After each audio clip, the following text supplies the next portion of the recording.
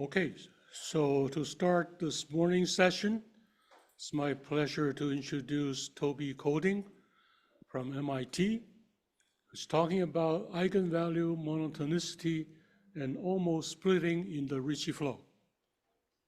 Great, thanks so much. It's really a pleasure to be speaking at this conference. Tian has meant an awful lot to me, not the least in the beginning of my career, where he was responsible for getting me my first job. And I have many fond memories of the time we spent together at Courant Institute. And I apologize that I couldn't make it in person, but it's still very nice to be able to speak at this event. So I want to talk about eigenvalue monotonicity and almost splitting in Ricci Flow. So this is joint work with Bill Minicotti. And so I apologize that somehow the screen is cut a little bit off. I hope that you can still see it. So here's a brief overview of what I want to talk about. I want to talk about singularities, blowups in geometric flow. I want in particular to talk about things related to strong rigidity. How do you identify a blowup from just a piece of it? I will review a little bit about eigenvalues in weighted spaces. And I'll use that to talk about propagation, what we call propagation of almost spreading on a shrinker. And then I want to talk about a parabolic version of this, which is an eigenvalue monotonicity and splitting on a flow. Okay, so that's the overview of what I want to talk about. And so the two flows I will discuss are mean curvature flow, so where a submanifold is evolving with a speed given by its mean curvature. And so it's pulling under the flow, it's pulling itself tight, it's moving in the direction where the area of volume is decreases as fast as possible. So this means that the time derivative of the position vector is minus the mean curvature vector. And the other flow I want to talk about is Ricci flow, where you have a one-parameter family of metrics that is evolving by the time derivative of the metric is minus 2 times the Ricci curvature. Simple examples of evolutions are that of evolution of spheres and cylinders. So this is for mean curvature flow. So if you take a round sphere, if t here is time and t is negative, and you take a round n-dimensional sphere of radius square root of minus 2t, then as t changes, this is evolving by the mean curvature flow. And so at time t equal to 0, it shrinks to a point and becomes extinct. And similarly for cylinders, if you take a cylinder where you have a spherical factor sk and a complementary Euclidean factor of dimension n minus k, and if the spherical factor has radius square root of minus 2 kt, and again t here is negative, then this family of cylinders, round cylinders, are evolving by the mean curvature flow. And if at t equal to 0, they become extinct, right? And so these here flows are defined for all negative time. So they are what's called ancient flows. And correspondingly, you can look at spherical and cylindrical evolution for the Ricci flow. Here's a little bit more complicated example, that of what's called Grayson dumbbell. So you take a dumbbell that is a surface of revolution around an axis, and so the pictures are going from left to right in the top line, and then it's continuing in the second line.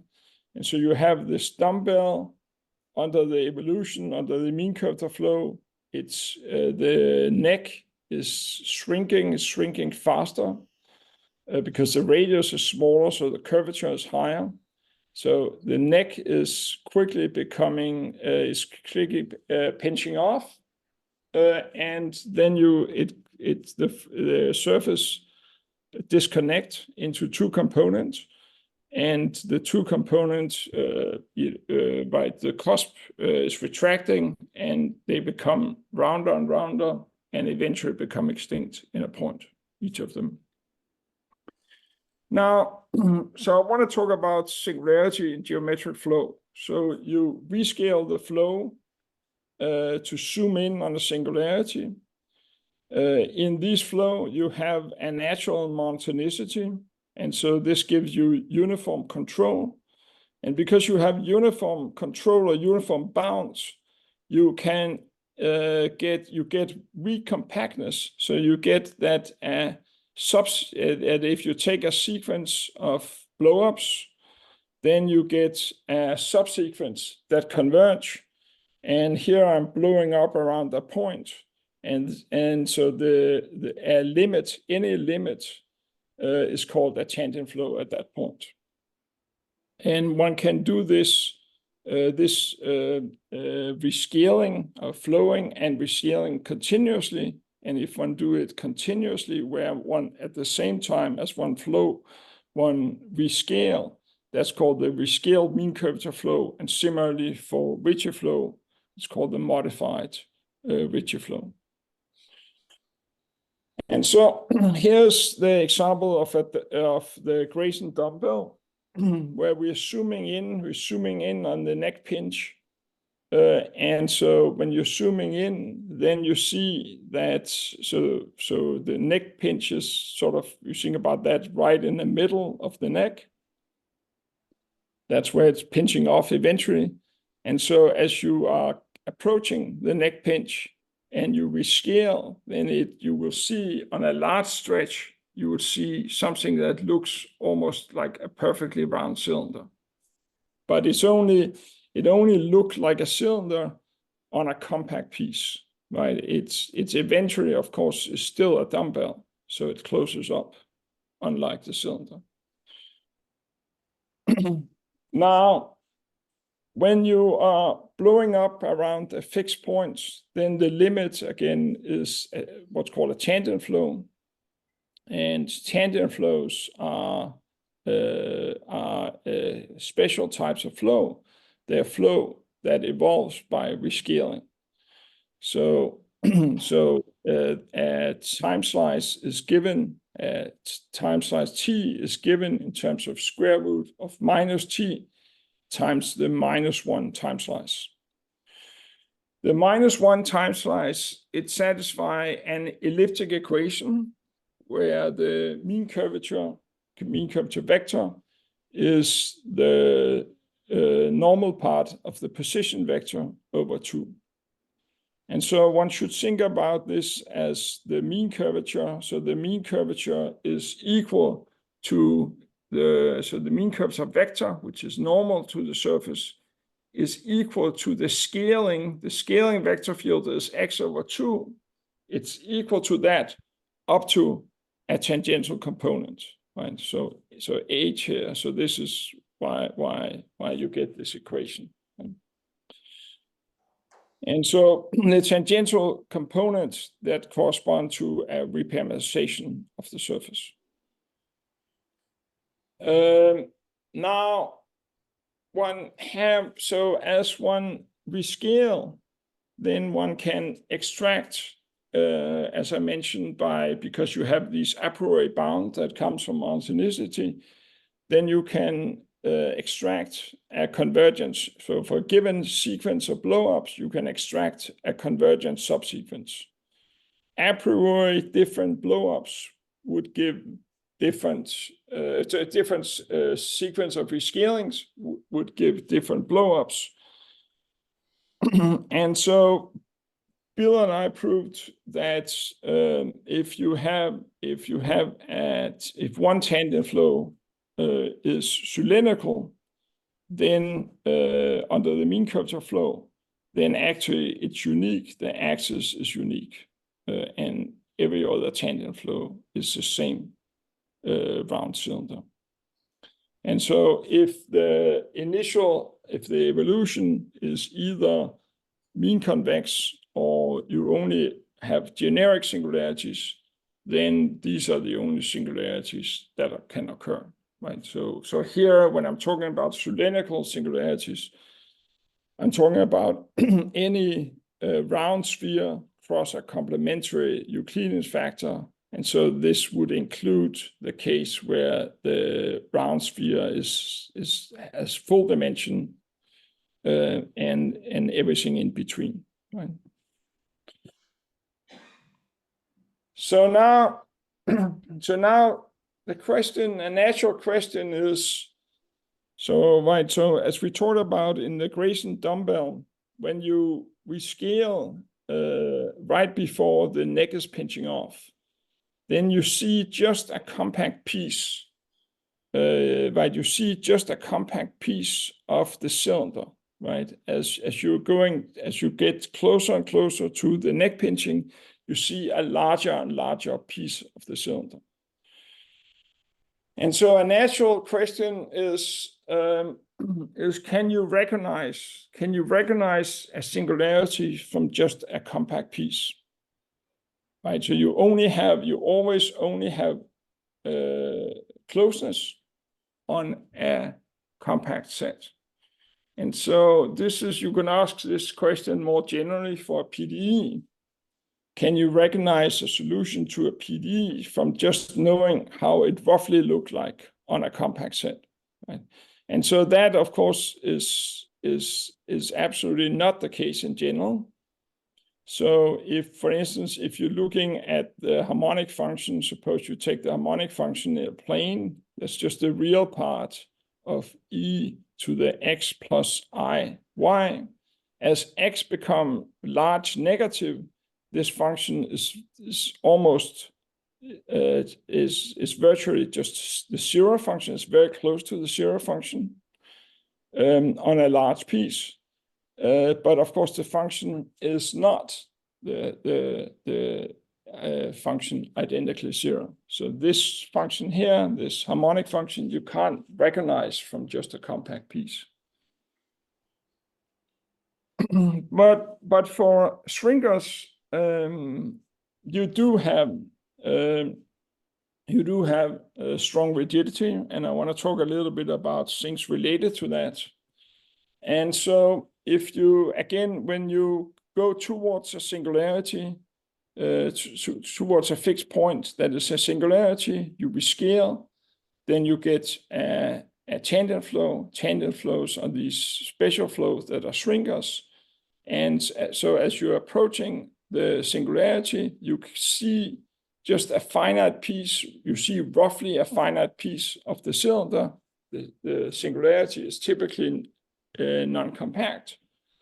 And so for mean curvature flow, if you have a shrinker that is close to a cylinder on a large central set, then it must be a cylinder. So a finite piece of the, if you're looking at a shrinker and you know that a large finite piece looks roughly like a cylinder, then it is a cylinder, right? So this is the strong rigidity of cylindrical singularity. Now, why should a compact piece give control? Right? So unlike for harmonic functions, why for shrinkers should a compact piece give control? So there's basically two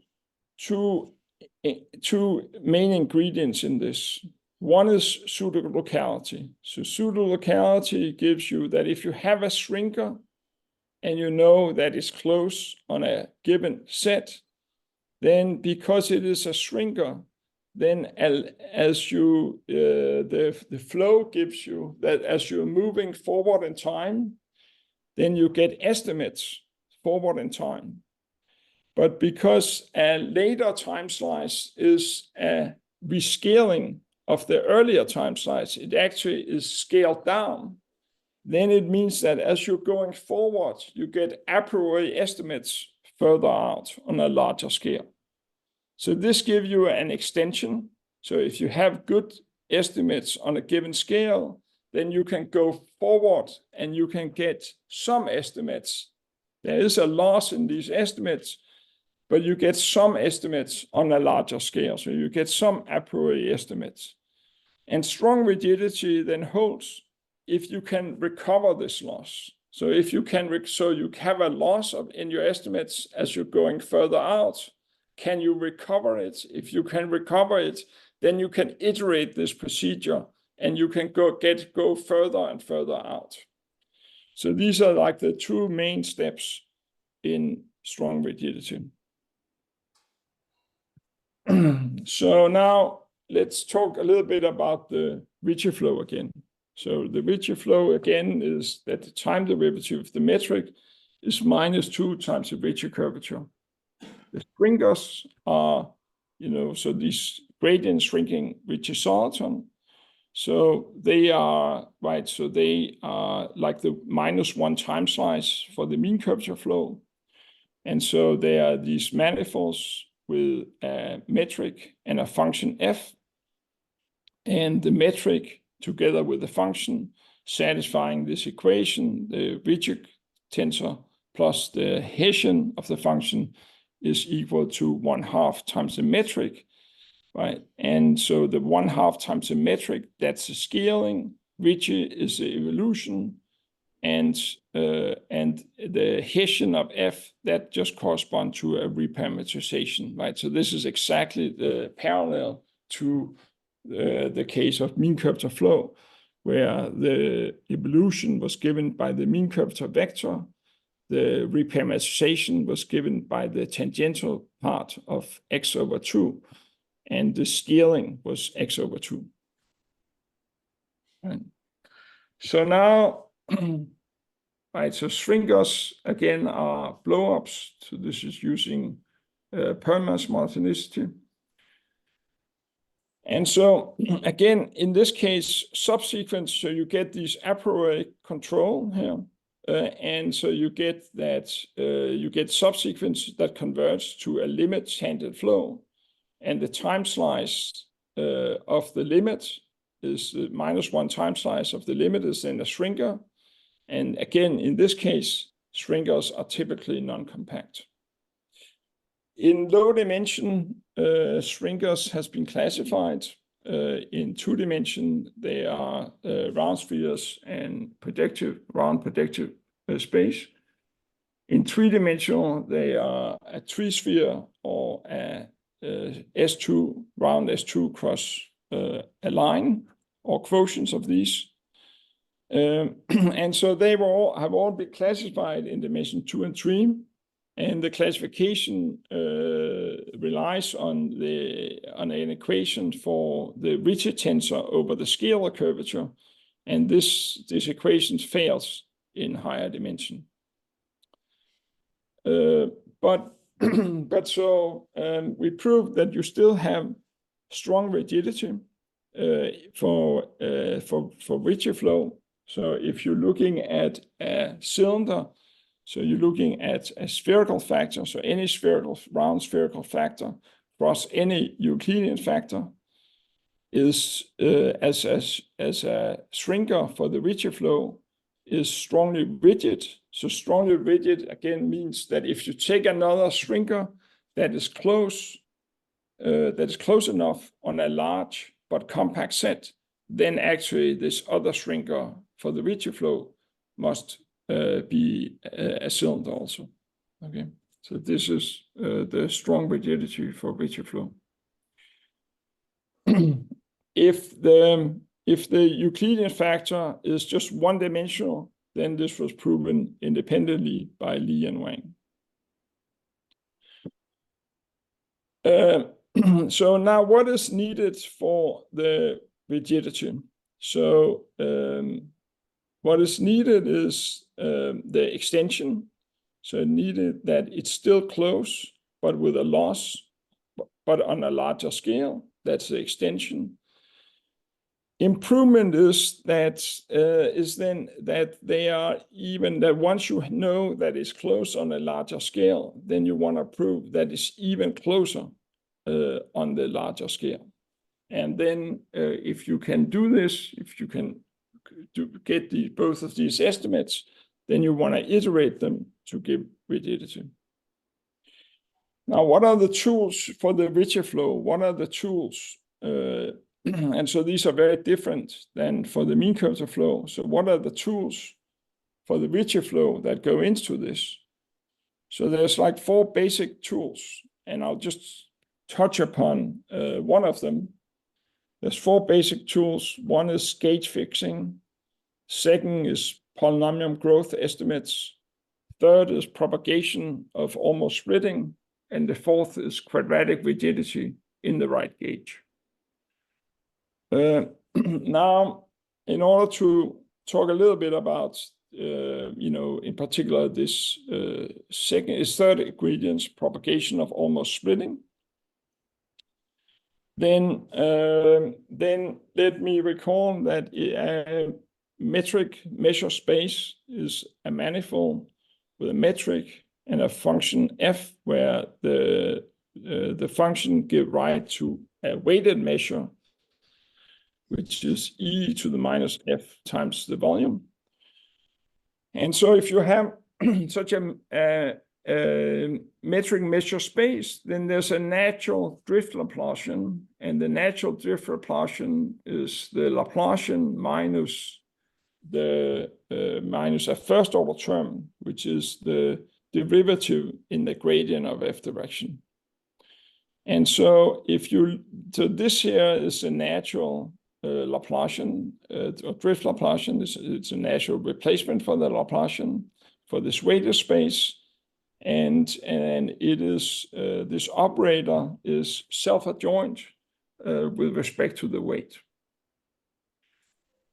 If you take an eigenfunction, so an eigenfunction with eigenvalue lambda, this is a L2 function, L2 in the weighted space, and the operator applied to it plus lambda times u should be equal to 0, right? So these are L2 in the weighted L2 space eigenfunctions.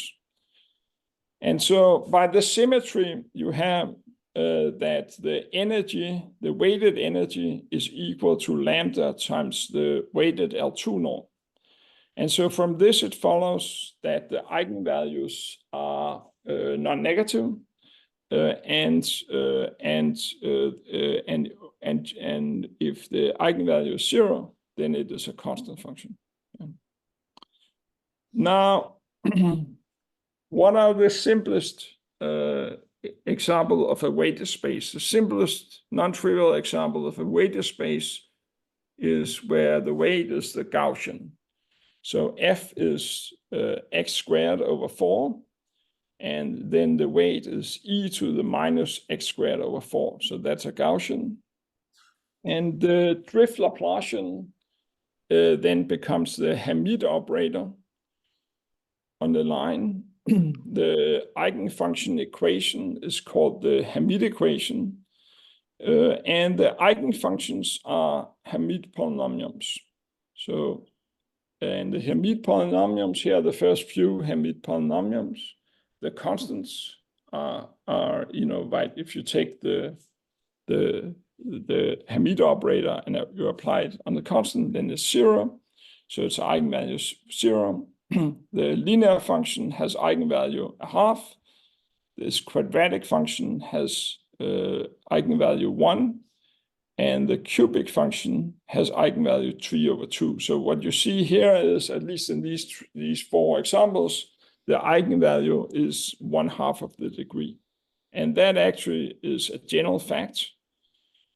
And so the thing is, and so this plays a role here in this strong rigidity. The thing here is that the exponential weight, of course, a priori, because they would allow the functions, right? So just that the functions are in L2 in this weighted space, because the exponential decaying weight, then actually the function could a priori grow very rapidly.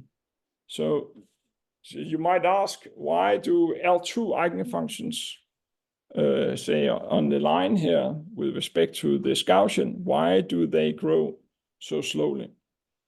And so in this case, it just follows from that if U here is an eigenfunction with eigenvalue lambda, and now if you take the derivative of the eigenvalue equation, well, then you see that the derivative of the function is also an eigenfunction, and the eigenvalue have now gone down by half, right?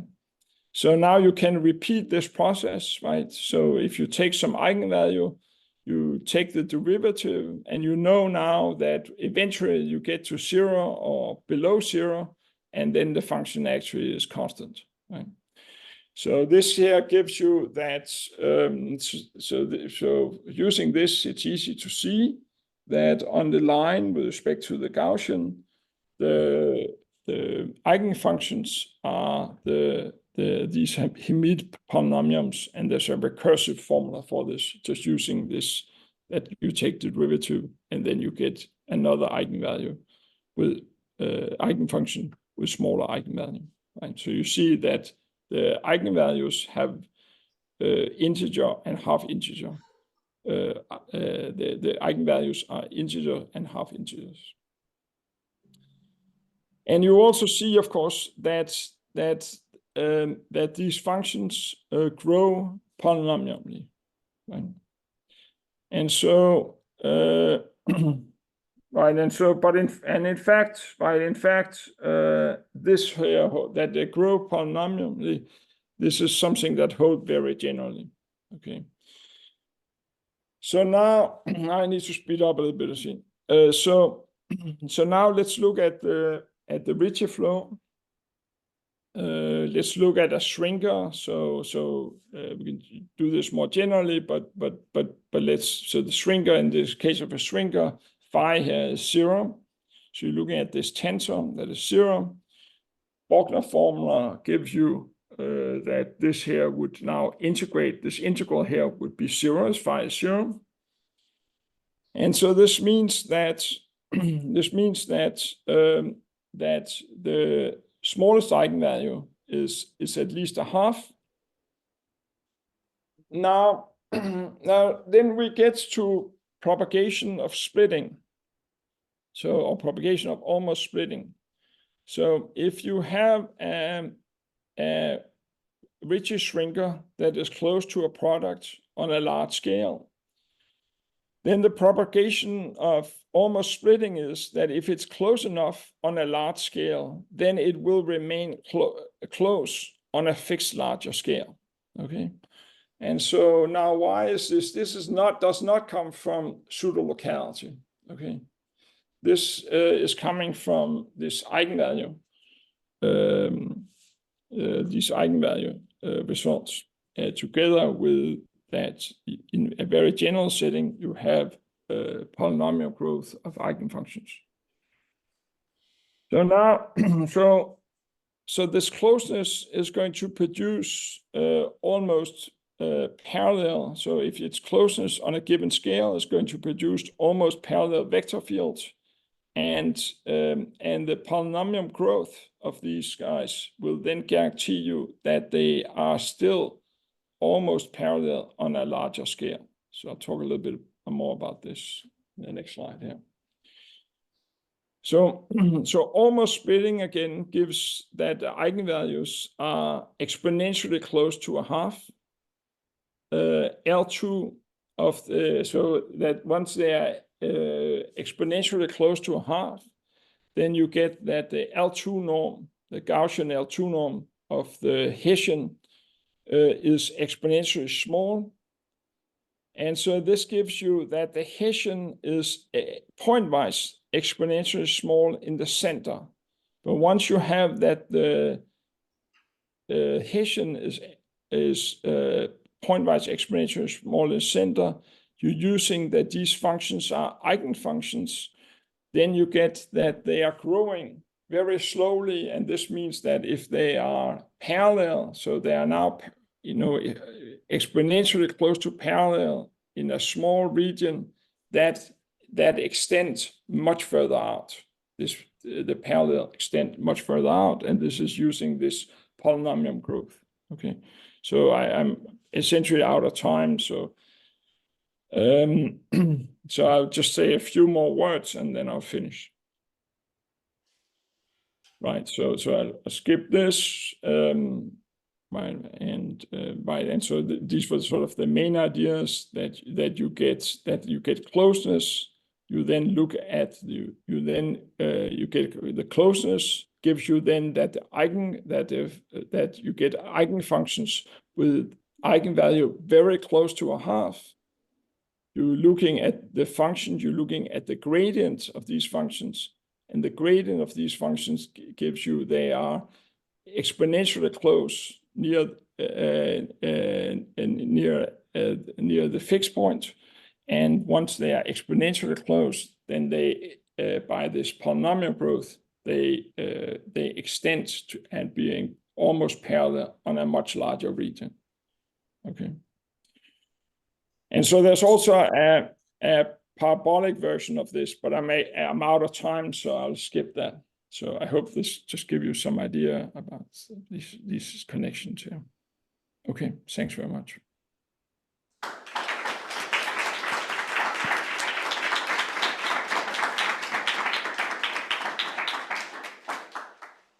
Are there questions?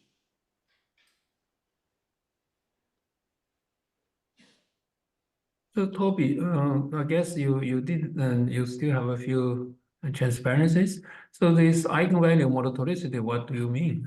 It's I guess in a paramount case, there are also some monotonicity for certain eigenvalue. I guess Right. So that's right. Brand name, I guess. Yeah. Yeah. So the monotonicity here is that so this is like a parabolic version of this. So we have that if you right. So if you're looking at the modified Ricci flow, so that corresponds to the rescaled. So when you have a function, right? So this is so here's the modified Ricci flow, right? Where you have this function also that solves this equation too.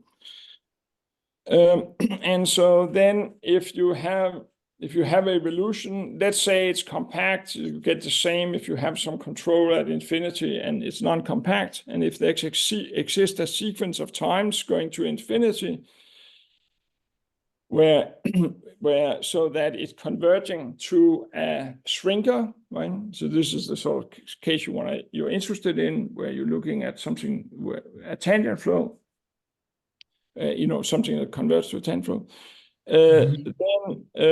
Then the lambda 1 at all time is at least a half, right? And so why do we get this? So this here we get from a differential inequality, and you get also splitting if lambda hits a half. And this here comes from a monotonicity type formula, namely that the first eigenvalue, the derivative of the first eigenvalue in the barrier sense, is bounded above by this formula here. And so you see that if lambda at some time is below a half, then it will be decreasing, so it will stay below a half, right? And so in order to prove this sort of formula, this monotonicity, then we saw we're looking at solutions to a parabolic equation, ut equal to this drift operator of u plus a half. And we're using the solutions to this as comparison at a later time. Okay. Very nice.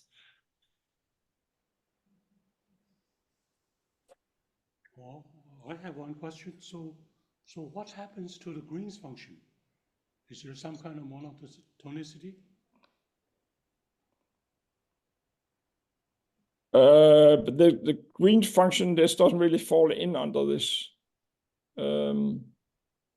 Right. So, I mean, these are I mean, I'm talking about eigenfunctions here. Sorry.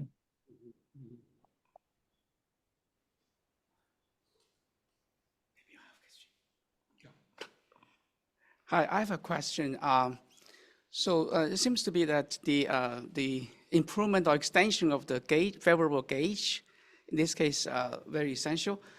How do we see that if you have better estimate on the smaller region, then you can extend the gauge to the larger region? I see you are using eigenfunctions. Maybe a few more words? Right, so we're using, so again, here we're using eigenfunctions to getting a splitting on a larger set, right? So we're using eigenfunctions and the gradient of the eigenfunctions to get splitting on the larger set, right?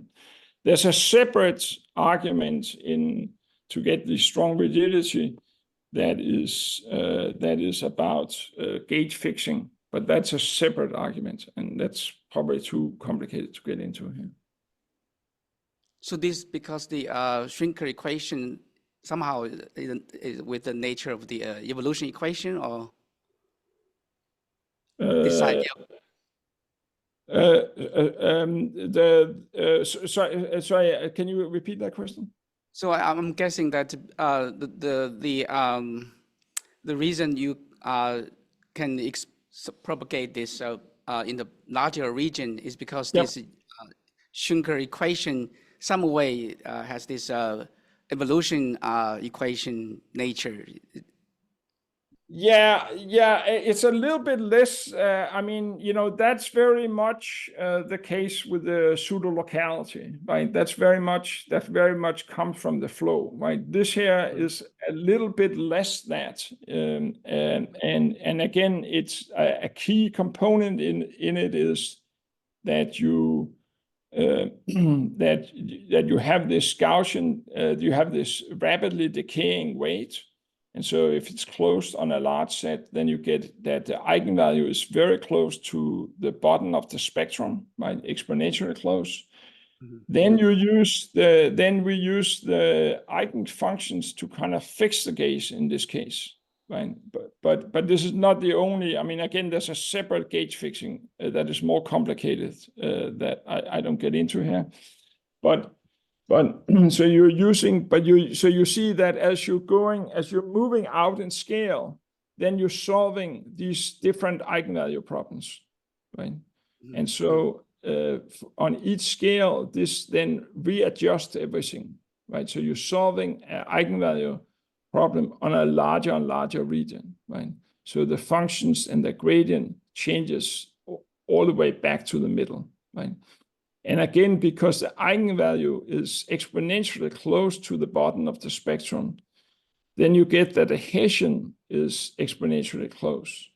And then you can use that, you can get that these, the gradients are almost parallel vector fields. There's a loss as you're going out, but the loss is polynomially, and you're starting with something exponentially small. So you can go much further out than you would have thought you could.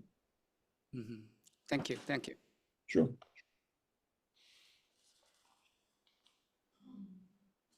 More questions? Yeah.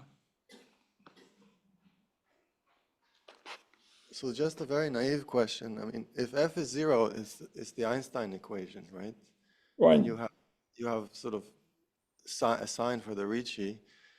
And then here, I mean, if you still knew that, let's say for some f, you had a sign for the Ricci, how would that make life easier? I'm not sure this says so much in the Einstein case. If f actually is 0, because here, I mean, in that sense, you use. I mean, so the previous question was about, is this related to the evolution, right? And the evolution, of course, in this case is to some extent present because of the drift operator, and the drift operator is the Schrinker operator. Is right, so we sort of, I mean, it has some nicer properties. it's sort of the difference between the Laplace operator on the line and the Hamid operator. Right? So just, is there like anywhere that you need to know what the Ricci curvature is or what the sign of the Ricci curvature is, or that you just completely avoid that using the equation? No, I mean, but of course it satisfies the Schwinger equation. So the Schwinger equation is like it's like the Becquerel-Emery Ricci curvature is a half, right? Yeah. Thank you.